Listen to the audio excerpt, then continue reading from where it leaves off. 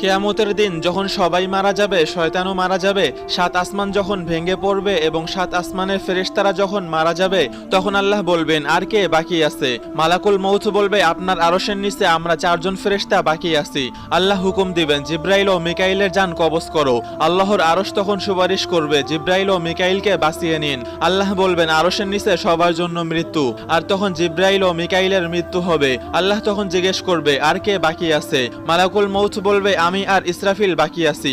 আল্লাহ ইসরাফিলের জান কবজ করার জন্য বলবেন, আর ইসরাফিলের হাত থেকে শিঙ্গা পড়ে যাবে আর আল্লাহর আরশের সাথে মিশে যাবে। আর এমনই ভাবেই হযরত ইসরাফিলের মৃত্যু হবে। তখন আল্লাহ আবার জিজ্ঞেস করবেন, এখন কে বাকি আছে? হযরত আজরাইল আলাইহিস সালাম বলবে, শুধু আমি বাকি আছি। আল্লাহ বলবেন, তুমিও আমার সৃষ্টি, তোমাকেও মরতে হবে, তোমার জান তুমি নিজেই কবজ করো। তখন হযরত আজরাইল আলাইহিস সালাম এমন এক চিৎকার দিয়ে নিজের জান কবজ করবে, যে চিৎকার কিয়ামতের সময়ও কেউ শুনবে না।